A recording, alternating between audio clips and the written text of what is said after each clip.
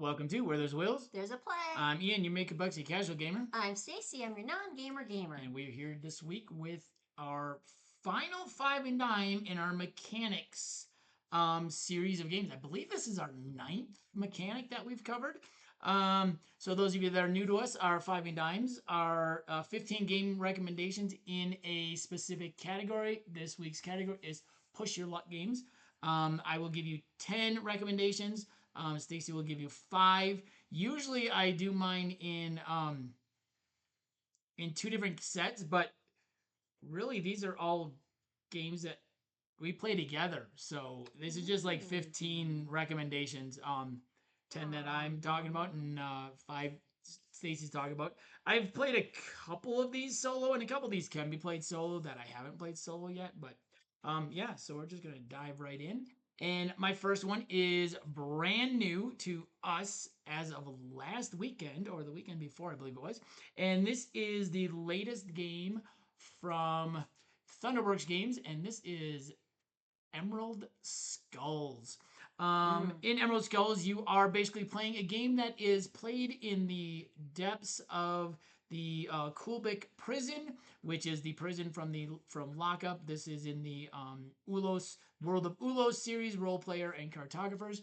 And in Emerald Skulls, one person plays as the tumbler each round, and you roll the dice, and you're trying to place them on the skull from the bottom up if you can. Once you place a number on a certain spot, either 1 on the teeth, 2 on the teeth, 3 in the nose, 4 in the eyes, or the 5 in the gem, or a skull, which is wild, you cannot place below that. The other person or people are making bets on what they think is going to happen. The push your luck aspect of this game is in the tumblers side of things, and it is they are rolling the dice, and you can buy more than 3 dice. You're always using 3 dice, but you can buy up to 7 dice.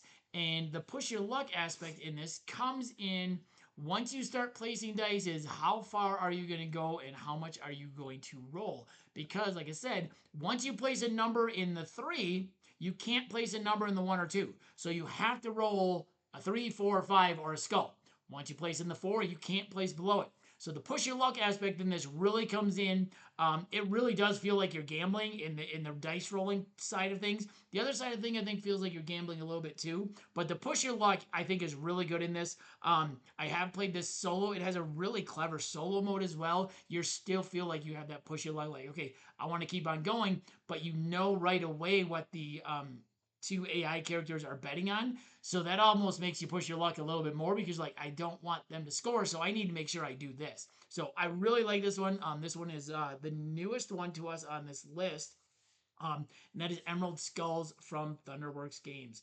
The next one comes to us from another one of our favorite game companies, and this one is all about Haunting the House. And this is Haunt the House by Kids Table Board Gaming. So in Haunt the House, you're actually playing as the ghost, and you are trying to scare out the ghost hunters from the rooms.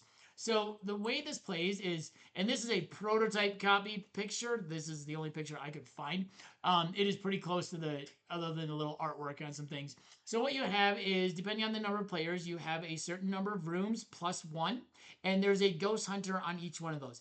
In the game, each person has a deck of cards, which is full of different scares. You can see those face up above, and you can see a couple face down below. What you're doing is you are placing cards face up above the boards in order to get the abilities on that room, but you are placing them face down as well, so that you are the only one that knows that what the scare is. And so on each one of the ghost hunters, there's a certain number of scares. So if you look at this ghost hunter in the middle, they need 1 of the chills, 1 of the creaks, and 2 of the moans. That's the red one. And so only you know what you've placed face down. Only other people know what they've placed face down. The push your luck in this comes when you want to try and scare the ghost hunter out. When you go to scare the ghost hunter out, you yell boo. The problem is, if you don't have the right combination of cards, either face up, face down, or in your hand, you don't scare them out, and basically everything just gets discarded. If you do, then you scare them out. So that is where the push your luck comes in, is when people start playing cards face down. And with 2 people, it's hard enough when you have 3 rooms and you got a whole bunch of stuff face down. When you have more than 3 people or more than 2 people and you got like 4 or 5 rooms out there, it gets really tricky. Because you're trying to remember, wait, what card did I place? Because you start forgetting what you placed down. It's like, did I do that one on purpose, or did I do that one? Is that one real, or is that one one that I'm trying to fake someone out on? So this one's really fun. I think the push your luck aspect in this one is really good because you do have those hidden scares, as well as the ones that are face up. So you don't know unless you place stuff there, unless you see stuff that is face up, and you know you play stuff, and you know you have stuff in your card, you don't know for sure if you are going to be scared, being able to scare the person out. So that is Haunt the House by Kids Table Board Gaming. And my first one, and I'm going to do mine in alphabetical order like I mostly always do. Mine are in order from lowest ranked on BGG to highest ranked on BGG. All right, so the first one in my category for push your luck, some people call it press your luck. I call it press your luck, but I was corrected and is called push your luck. So the first one in my list is Dumb Ways to Die by Spin Master. Although my shirt does say push your luck. It does. BGG listed as push your luck, so I don't know. Whatever you want to call it. Push your luck, I'm going to call it push your luck because I also like that 80s game show. So that's press your luck. Oh, okay. Press your luck, push your luck, whatever your luck. So the first one is Dumb Ways to Die by Spin Master.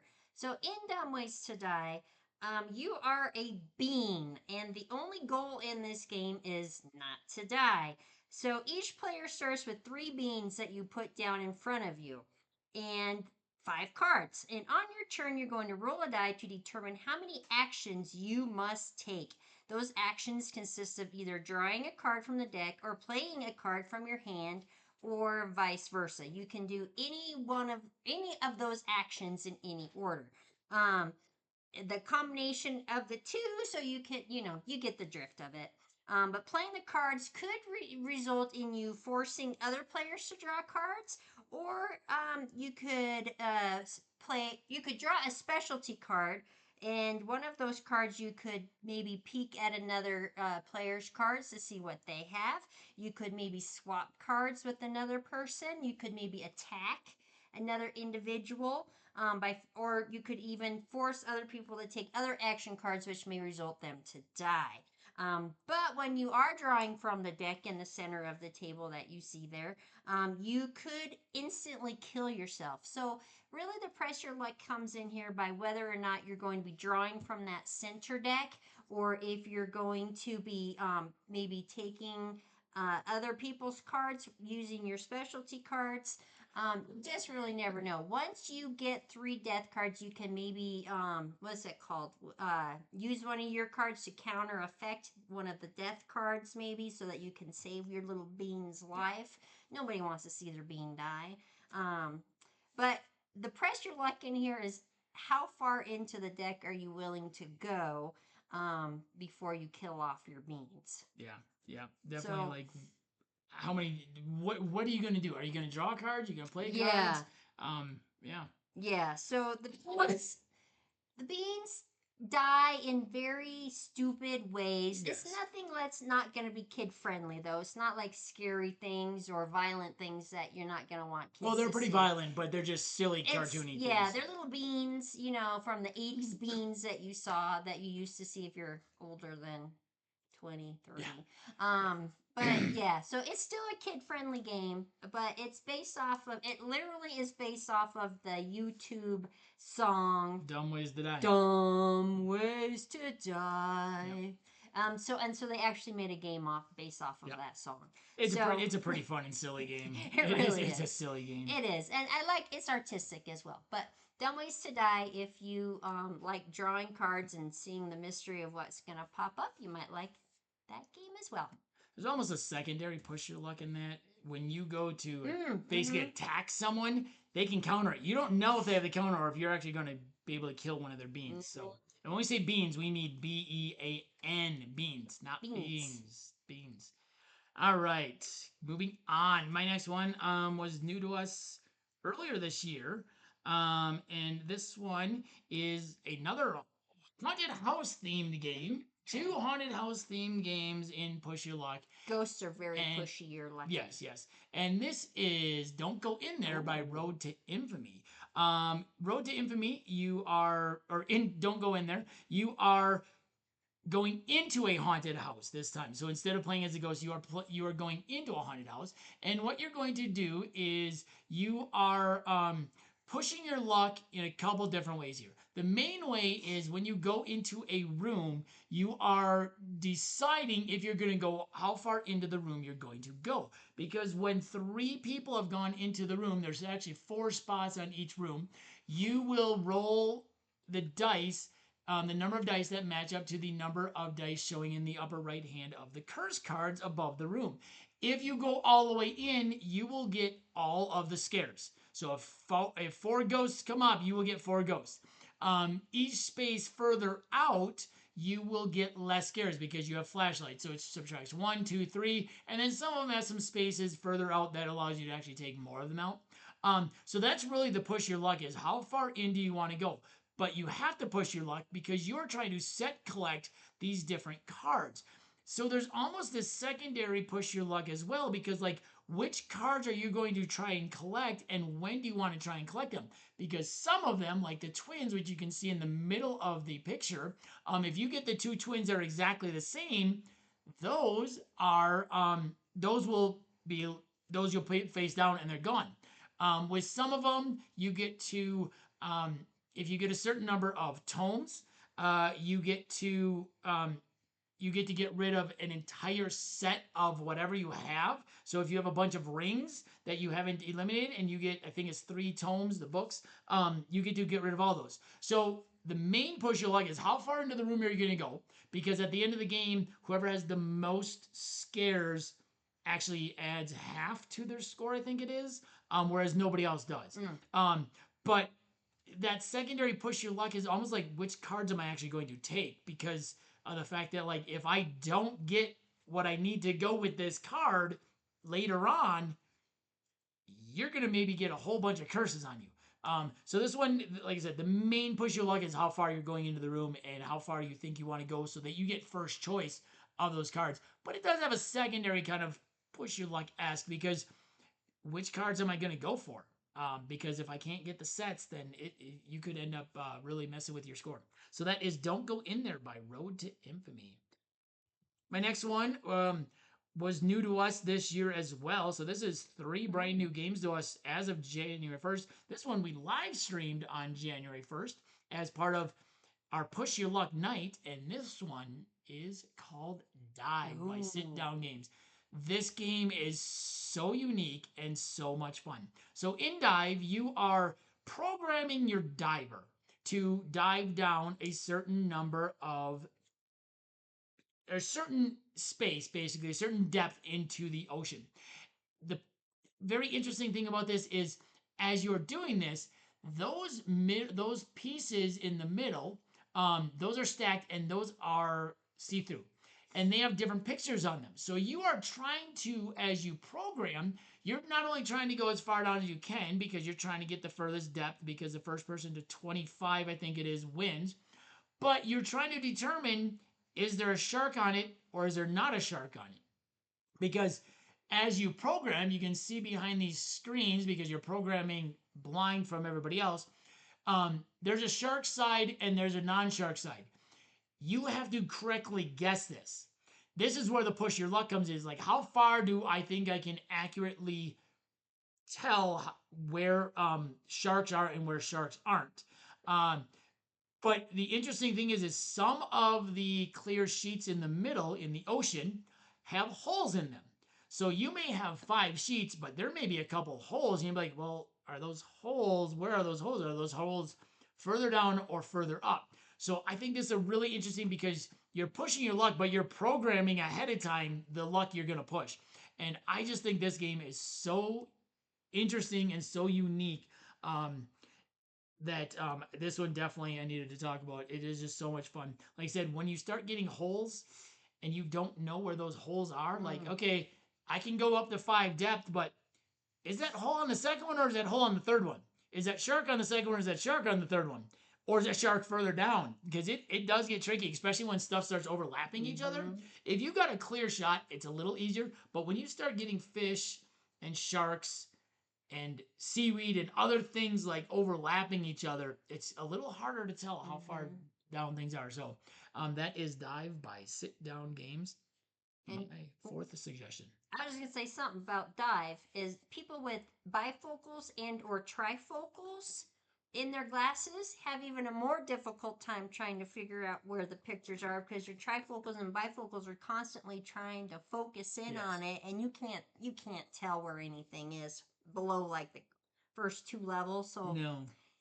take you can that. kind of look at it from an angle, which kind of helps, but it only helps a couple levels. Makes so. it a more challenging and fun game. And there's some really interesting modes, like you can put a light flashlight underneath so you can see from the below, which we haven't done yet. But that sounds really interesting. I actually saw it earlier where someone had like their iPad as a light, just their whole iPad was a light, and they had it sitting on their iPad. I saw a picture of that. I was like, oh, that's unique. And then there's a solo mode, and there's a couple other modes in it. So it's a really fun game. This is one that is definitely gonna stay in our collection for some time. I like that game. Okay, so enough about that. I'm going to move on to my next game, and that is Herbaceous, and that is by Pencil First Games. Another new one to us this year. Yes, it was. So in Herbaceous, you are trying to grow your herb collection, however you want to pronounce it. And you are trying to grow and store the most valuable and delicious herbs available. Everyone starts with 4 containers. So on the, let's just say on the middle left of the picture are your containers that you can grow in. You have the pot, you have the, I can't remember, the wood box, the 4 and the 6, I believe is what it is. Yeah, I do.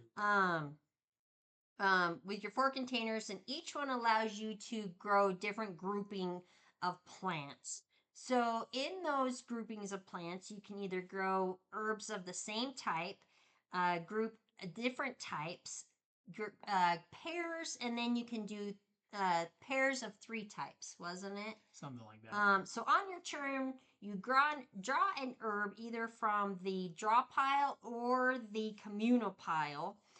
Whichever one you draw from first, that you have to do the second one second. So if you draw from the communal pile first, you have to then draw from the other one so second. So you draw from the same pile. Yeah.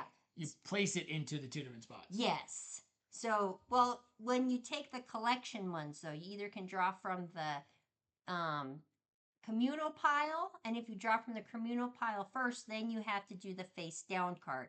If you take the face down card first, then you have to draw from the communal pile second. So whichever one you do first, you do second.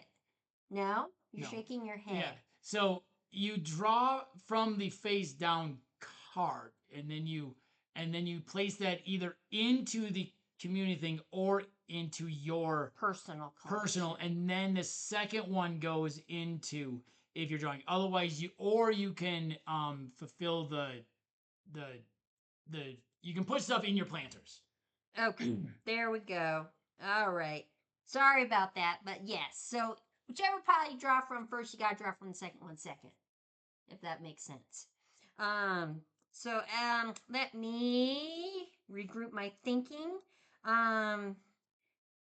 So what you're trying to do is basically collect your herbs and put them into your planters. You can do those in groups, and once you get those in your planter that you want them to go into, then you turn them upside down, and then you can no longer plant in that planter. And then once all 4 of them are filled, then the game ends and you tally your points.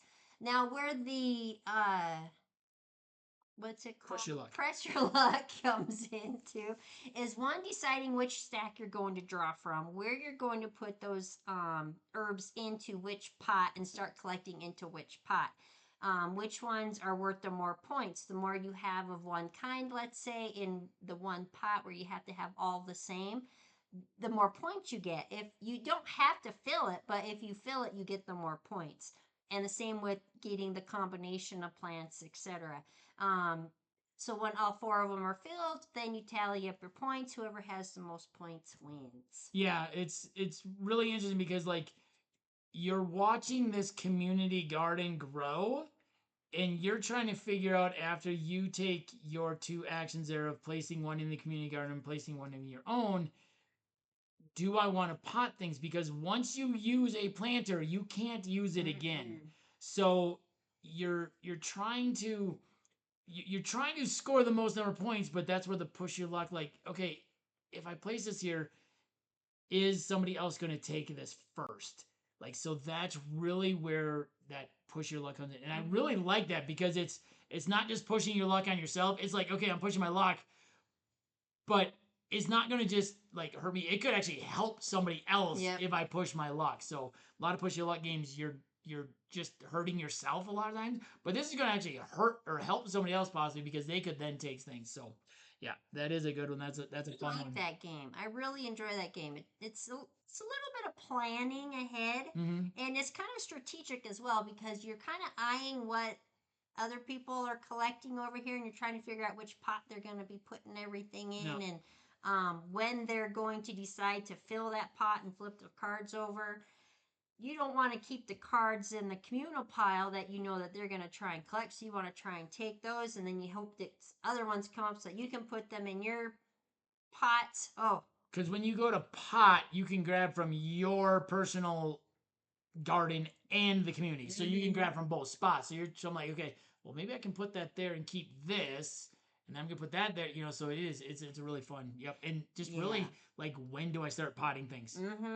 I like that game. All right. I like it a lot. Well, my next suggestion is another new to us. Oh my goodness. Just recently, as we were putting this list together, I realized the game that we just got in had a push your luck element to it. So I wanted to talk about it. And that is Seaside by Randolph Games. So in Seaside, you are basically drawing discs out of a bag, and you're either putting them in the sea or you're putting them on your beach. As you do this, though, the sea starts filling up. And then when you do things on your beach, so you can see there's either a blue, like little wave on the edge of the disc, or there's a white one. White goes in your beach, blue goes in your sea. But then there's some things that allow you to do some different things. So the sandpiper allows you to collect all of the shells out. No, the sandpiper allows you to collect all of the mollusks or whatever they're called out of the middle. You can see one in the very top. If you get two rocks, you've made a crab habitat and you get to collect all the crabs that are in there at that time. So you can see that on the left. The people are putting the crabs on top of it. It's kind of an interesting way to do it. When you put a beach into your beach area, which is that middle disc there, that's by itself, you get to take as many seashells out of the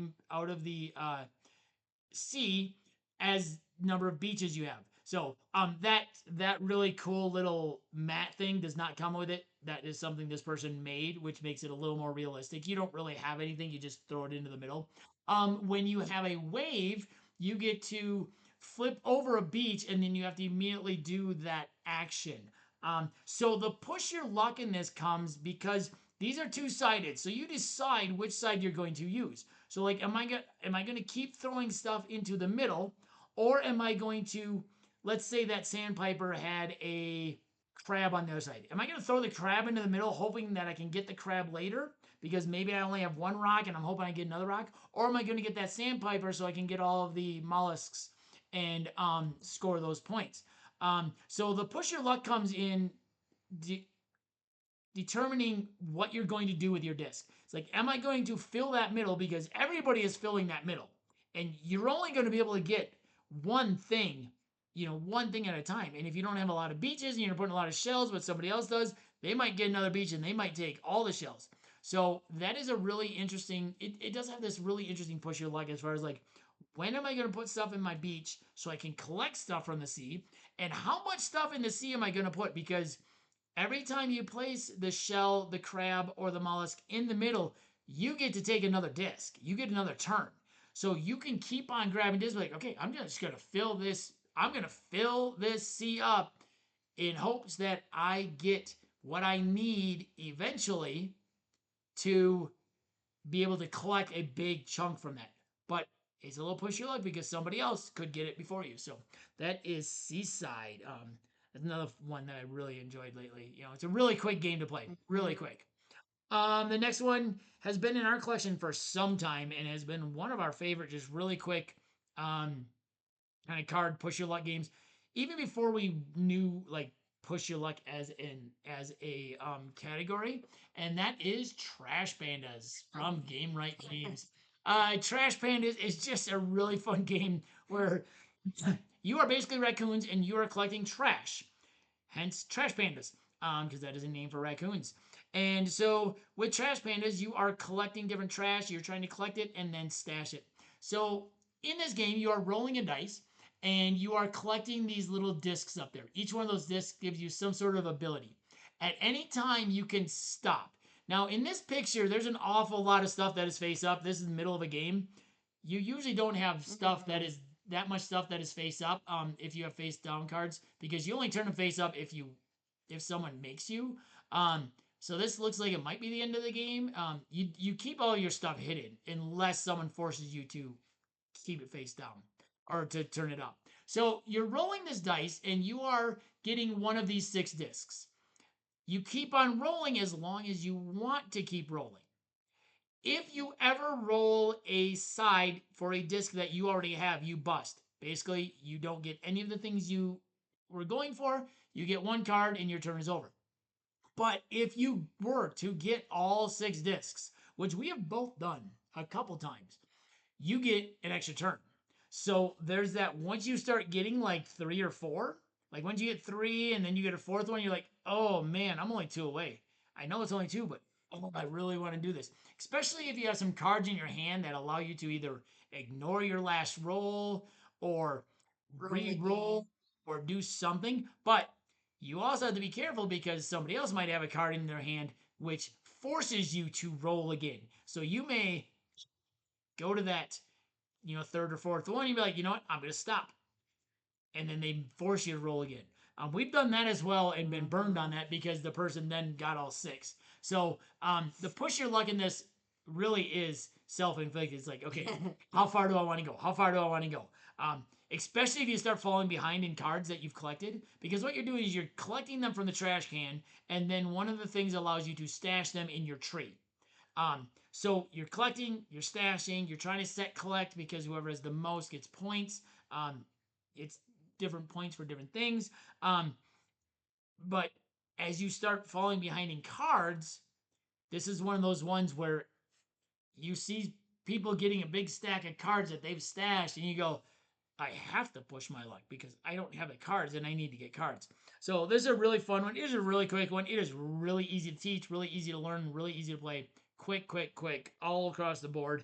That is Trash Pandas by Game Right Games. And my next one is one of my favorite games to say and play, and that's A Space Agency by Rebel Studios. In Mlem, you are taking the helm of a rocket full of cats, and these cats are astronauts, and they are trying to get to the end of space and earn the most points. Now, while you are cruising through space, you are rolling dice and you are trying to roll numbers, as you can see on the mat, the face up dice. Now, you're trying to roll those numbers with the dice that you have. You can add the, you have 5 dice? There's 6 dice. I don't remember off the top of my head. Anyway, either 5 or 6. Yeah, I don't remember 5 off or the top of 6 my head. dice. And so you can use a combination of those dice. When you use 2 of those dice, or 1 of those dice, or 3 of those dice, you take it out of play, you roll your next set of dice, and then you keep going if you want to move up the mat. Now, anytime during that time, you have the ability to say, I'm jumping off, and you can jump off onto a moon or a planet, and then you put your little token on the moon or the planet, and then you can stay there, and then the next person that is in the spaceship gets to take over as the next captain. Now, I've gotten to the end before, and Yes, she did. She got to the end. I don't want to brag, but I made it all the way to the end. And so I did win that one. Looks like someone on this actually made it all the way to Yeah, the they end. did. I think they just put it there to make themselves look good. But you can also get power cards that will help you get different powers along the way. Some of those powers may say have an extra dice, or one dice is worth a four all the time, or um, add one to your dice or subtract one to your dice. So you can, Land one space up, land one yeah, space down. You can parachute off, which makes the push your luck a little bit easier to do. yep.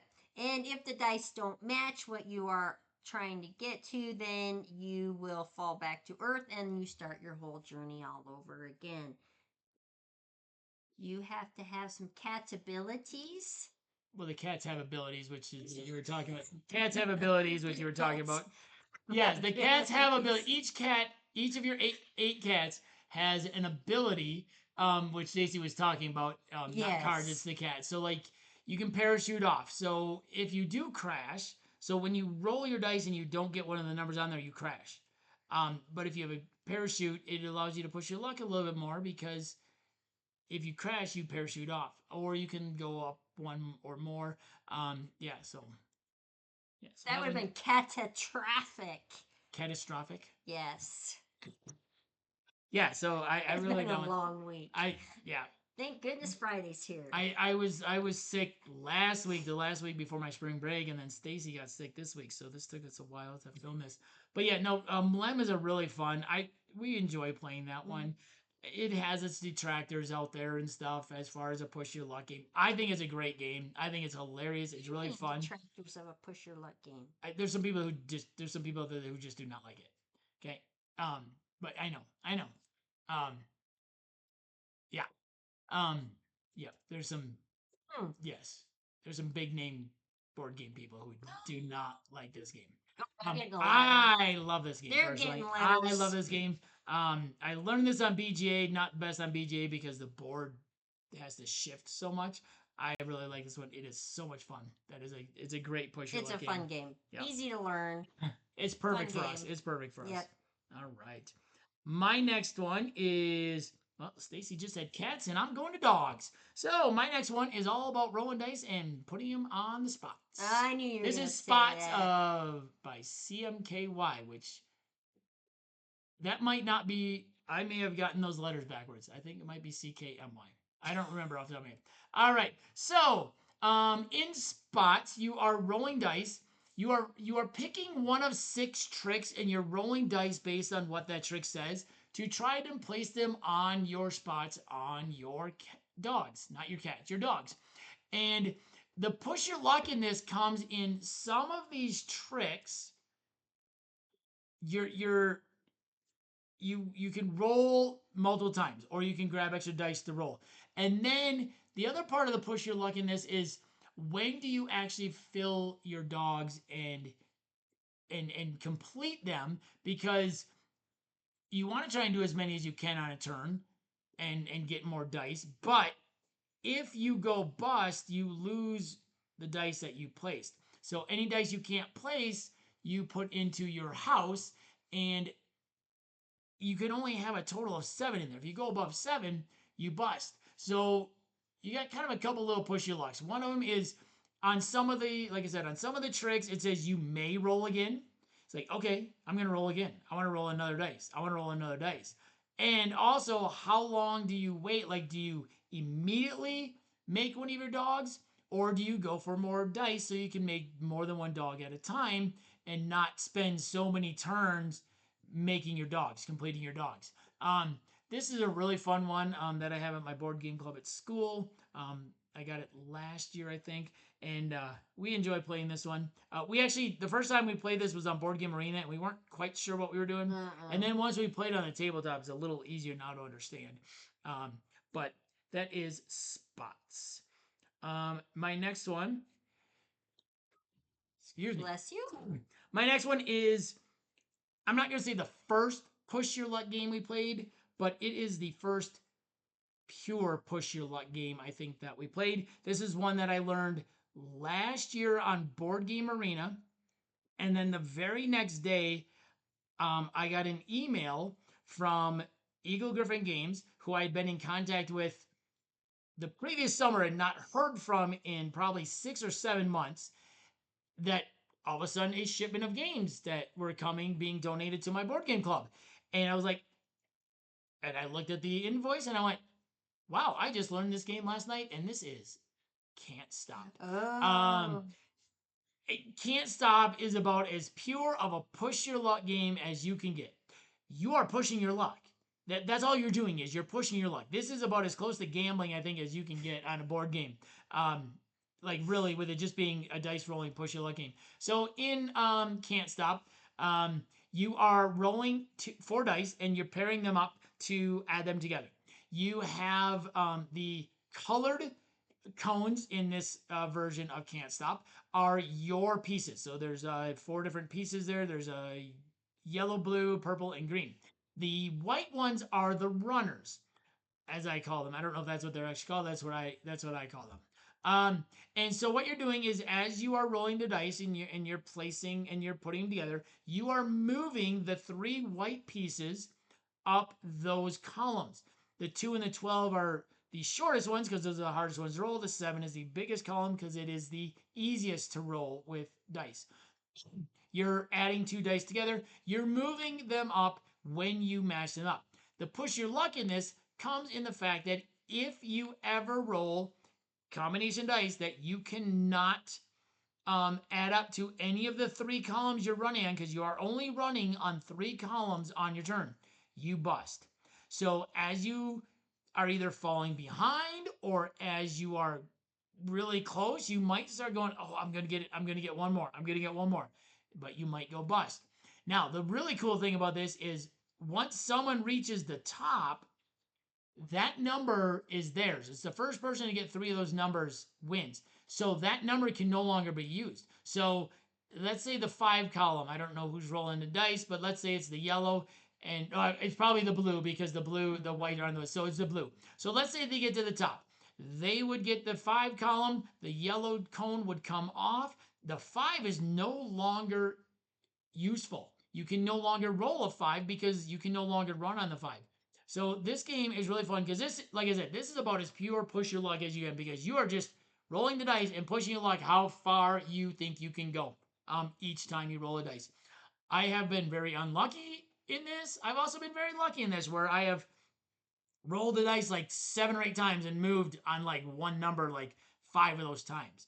I've also rolled and went, oh, I can't do anything. Now, you can be running on all 11 numbers um, in the game at the same time, but in a single turn, you're only running on 3 of the numbers. So you could have stuff on all of them during the game, but on any single turn, you're only running on 3 of them. So that is Can't Stop. And like I said, that is about as pure push your luck without anything else that I think you can get. That's a fun game. It is. It is a lot of fun. It is a lot of fun. That stresses me out. I get stressed out just thinking about it. All right, so now we're back to me, and my next game is a fun game that I don't know, a long time ago. Several years ago. Probably one of your first press starter I games. thought or it was a whatever it's Kickstarter, called. but when I look back, so I don't know. That was a Kickstarter game. It was a Kickstarter. It was not on my list though, so I don't know. Okay. But anyway, so this is a fun game, and this one is called Nutty Squirrels of the Oakwood Forest by Tin Robot Games. In Nutty Squirrels of the Oakwood Forest by Tin Robot Games, you are trying to collect cards and you are trying to move around this tree. Now, this is 6 limbs of a tree. In the middle of the tree, you have a nest, and that is where you are going to start out. You start out with all of the cards flipped down, so they all have all the leaves on them, and your squirrel starts in the middle, and you have 3 actions to use how you want to use. You can either move on to a leaf card, you can flip a leaf card to discover if there are any power-ups, acorns, or golden acorns underneath them, or you can bury acorns for the winter. Players can carry up to 3 power cards, and the power cards you get when you turn over the leaf. You can collect the power card, or you can maybe get a broken limb. So if you get a broken limb, you lose all the acorns that you've already gathered from your nest. You have to go back to the middle and you have to start that row again. So in order to get to, let's say the first card that you got to on that limb was the broken limb, you have to now use 2 of your actions to get over that broken limb to continue down that branch of that particular branch. You can have 2 acorns in your cheeks. You can store or stash 2 acorns in your cheeks at a time, but you can also get other bonus cards along the way that will help you stash acorns, like in a backpack. You can score, I believe it's 2 additional acorns. So there are other ways to keep those acorns flowing if you can't stash them. Then once you get back into the middle of the nest, then you can stash your acorns, and that's how you get points. For every 5 you get the golden acorn. You can. So you can. So or you can just put them in as regular. Right, but you have to use your actions in order to stash those cards and get your golden acorns. Yeah, you can't see the player boards on this picture. I should have moved the No. picture up a little bit. Ooh, where did we get this picture from? This is from us, but I had to make it size. Oh, okay. So We'll yeah, you can slide. carry 2 in your cheeks at a time. You go to the middle, the stash them into your nest. Oh yeah, there's my fat little orange. Yeah, squirrel you go to the here. middle where you can put them in the middle, and then you bury them. You spit them out. You bury them. You bury them later. So the game ends when the player is the first one to bury up to 20 acorns. Or there are no more tree leaves left to turn over. Which the last time we played, we actually hit that. We had never done that before, and we just had so many broken branches that just kept on. We kept on. It was terrible. Like it seemed like every other time one of us broke a branch, and if you've already put them in your nest, not buried them, you're safe. But if you're in cheeks, basically you're falling, so you're spitting out your acorns. Yeah. Yeah, I didn't do very well with that one. No, neither of us really. I think you actually won that one because I also ended up getting one of the things that ended up being fool's gold. I kept on burying gold ones, and then a fool's gold thing turns those all to brown, and those are with 1. So I buried 5, and I ended up with 1 each time. And I was like, oh, I did that 3 times. I was like, are you kidding me? Did I get every single one of them? Yep, and some of the other some of the other special cards that you can get. You can steal from the other player. You can. This isn't a special action, but you can. Oh, what was I going to say? One of them allows you to spit directly back to your nest, which is good because if you're on a card that has 3 acorns, you could take one. Collecting the acorns does not use an action. Putting them in your nest does not use an action. Burying them uses an action. If you have 5 brown ones, you can convert to a gold and bury it for 2 actions instead of 5, because it would take 5 actions to put 5 individual browns in. The best one that I like to use is the one with the wind sailor. Like the hang glider almost. Hang glider, and he can hang glide from branch to branch. Instead of going up and down the same branch to get an acorn, you can go down, get an acorn, maybe use your card to go to the next branch to get an acorn that's on that one. So that's another way to get a bunch of acorns as well. It's a good way to skip some of those broken branches too. The other good one is there's another one that allows you to just go across the broken branches using 1 action, which is really good. So yeah, that is a really fun game. So your luck really comes into which direction are you gonna go. When are you gonna flip the cards over? When are you gonna flip the cards over? How far down are you going the branch before you flip? Because that's the push. It's like, am I gonna flip this over, or am I gonna go all the way down? Because there are a couple of acorns that are available right away on each branch. 2 on each branch. So it's like, do I do that, or do I start flipping cards, hoping that I can like reveal some other things? Yeah. So that's a fun one. We Night played that. Squirrels of the Oakwood Forest. We played that like last week for the first time, and I realized it was first time in a couple of years. So that was a lot of fun. All right, we're down to our final suggestions. The next one is one that I don't think it's new to us this year, but we played it at the very end of last year. This is when Stacy got me for Christmas, and this is Sea Salt and Paper by Pandasaurus Games. In Sea Salt and Paper, you are basically set collecting in order to score points. And as you do this, you have a bunch of different things that you can do. So you're collecting cards, and those cards give you some abilities, and they give you some scoring on them. And the push your luck in this game, which is where I want to focus, is when you have at least 7 points, you can call for the end of the round. So scoring is if you have a set of crabs, you get a point. If you have a set of fish, if you have a shark and a any swimmer, you get points. There's some sets of octopuses and penguins and sailors and so on things. There's also some cards that multiply those octopuses and penguins is up by different points, so you get more points with them. And then you have the mermaid card, which allows you to score extra points for whatever color you have the most of.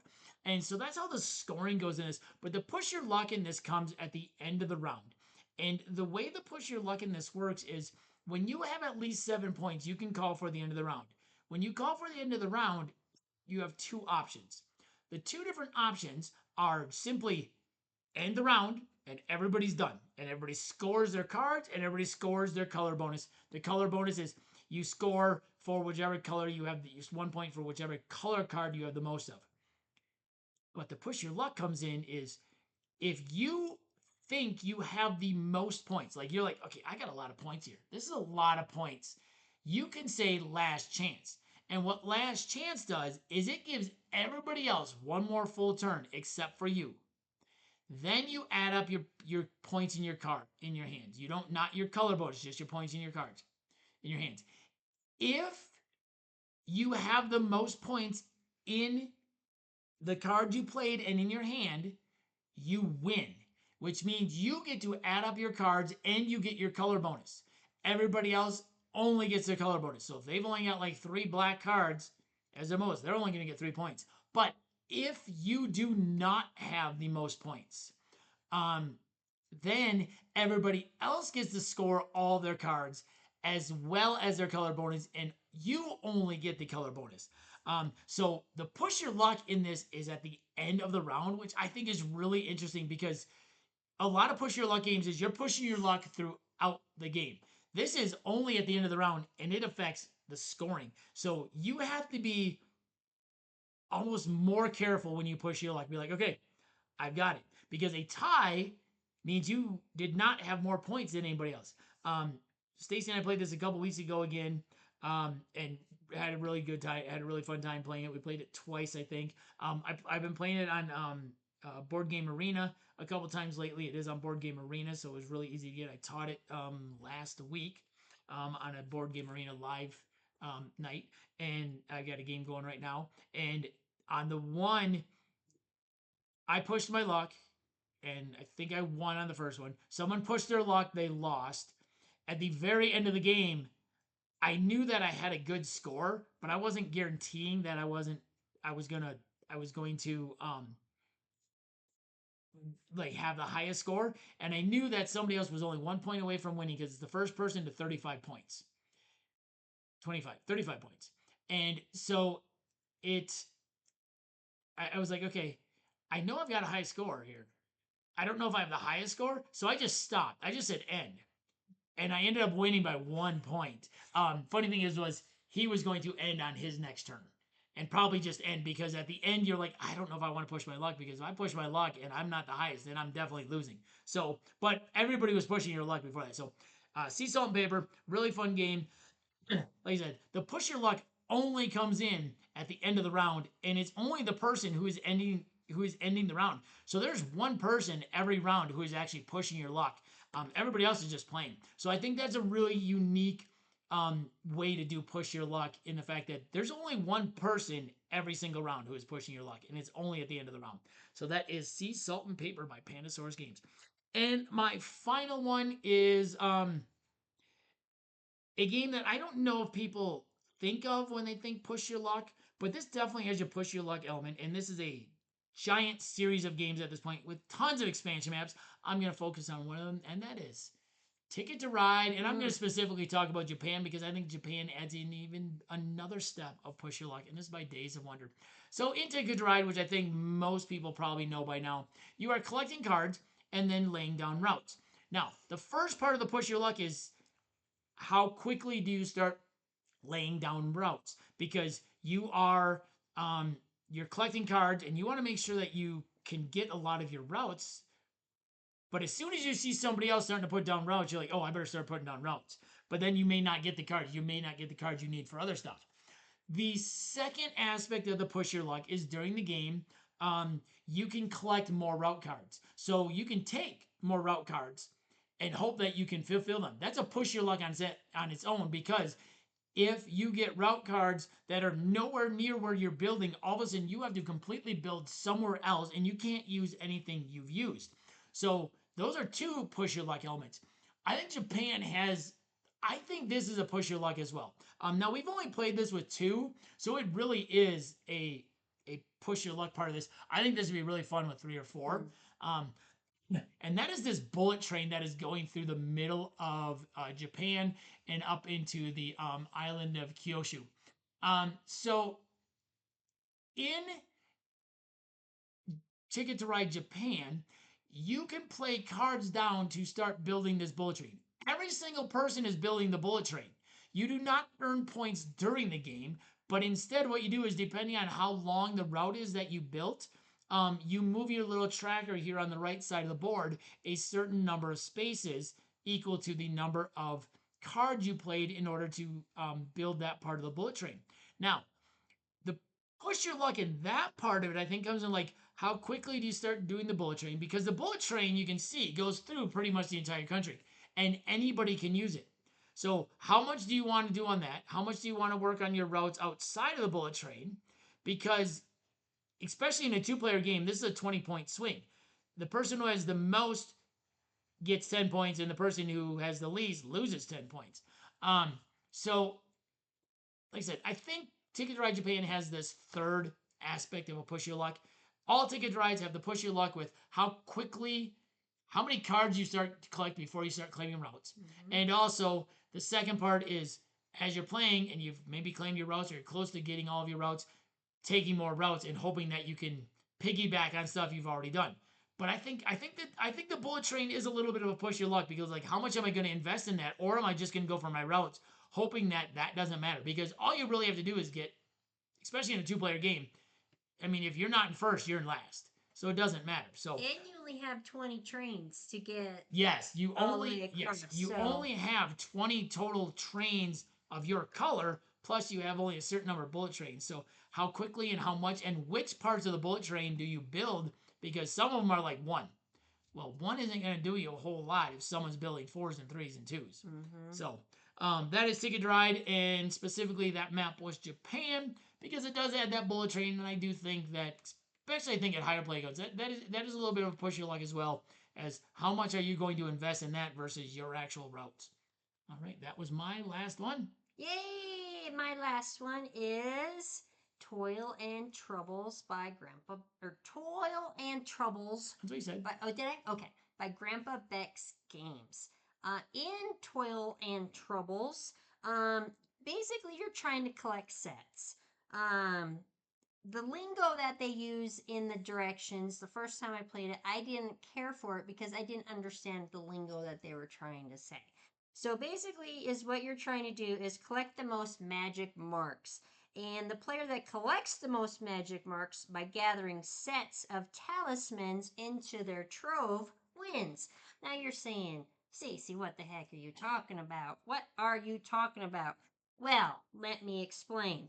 The magic marks, when you collect your sets, you set aside one of those sets, and that's your magic mark. Your talisman are the cards that you are putting into the 3 rows that you've got going there. Is that right? Yeah, the numbered cards. The so numbered the numbered cards. cards are your talismans. Yes, and then the trove is the your hand that you're building is your trove. And so when you draw a card, I don't know why I'm constantly pointing at the monitor, because you guys can't see what I'm pointing at. But at the top of the screen, with the face down cards, you have to draw at least one card for your turn. So you draw that top card, you turn it over, and it can either be a numbered card, it could be a cloaksman that you can cover another card, and then you have the what is her name? The witch. The witch. And the summoner, I think it is. Yes, I believe so. But those ones are bad cards when Summoner's you collect them. Witches. That Summoner's one not. steals a card from the other. Yeah, so it's not bad for the person. Yeah. But anyway, so you have to place these cards down into the middle of the. I'm just gonna call them the middle part of the game. They have to go in order, so they have to go 2, 3, 4, 5, 6. 1 through 5. Or 1 through 5. Okay, and you can put it to the left or you can put it to the right. It doesn't matter, but you have to play at least one card. So now you have your one card. Let's say you picked the blue 2. You put the blue 2 down. Now, your decision is to either stop with that one card or you collect that whole row and then you start working on your set collection. But I'm a daredevil, so I want to take my second card and you can place it in any row, in any order. But you can't have one color next to another color or a number next to another number or same color. That's already laid down. So now if you play your third card, and let's say it's another blue 2, you've already got a 2 down and you got another blue 2, well, you bust. So now you don't get any of your cards, you don't get your row. So now it's the next player's turn. So once you lay down a row, you collect that row and then you start collecting your sets. Whoever has the most not talisman. What's it? See, I can't even remember the marker. Basically the most the magic marks. The flipped upside down. Yeah, so basically whoever has the most sets at the end of the game is the winner because that's 10 points per mark.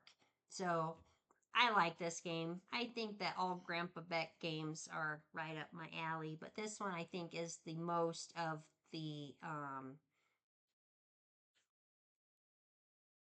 I don't know. The thing we're talking about. Oh, push your luck. Oh yeah, this one definitely, yeah, because you're debating, am I gonna take another card? Because if you can't place it, you bust. The other person always gets a card. Yeah, so that's a fun one. I like that one is a lot of fun. It's a quick playing game. We played it in probably 15 minutes, I would say. Yeah, 15, 20 minutes. It does not take very long. It doesn't take very long at all. So, so there you go. That is my last one, Toil and Troubles by Grandpa Beck's Games. All right, well, there you have it. There are 15 push your luck game suggestions. Some of them with a very strong push your luck. Some of them with a minor push your luck aspect in it. But it's there. But it's there.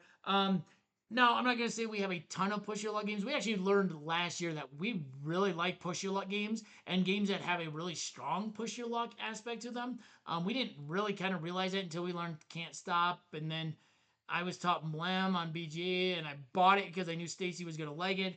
And they were like, you know what? I really like this. So if you have any suggestions for some light and mid-weight push your luck games that have a really strong push your luck element to them, please drop them in the comments below. We're always looking for some more push your luck games that have that really strong element to them. I think most of these have a pretty strong push your luck part to it. Whether it's you're pushing your luck and it's on your own, whether it's end of a round, whether it's before the round base you push your luck, like in dive. But yeah, so if you have any suggestions, please leave us any. And as always, please like, comment, and subscribe. It means so much to the channel. Once again, this has been Where There's a Wills. There's play. I'm Ian. I'm Stacey. And we'll see you next time. At the table.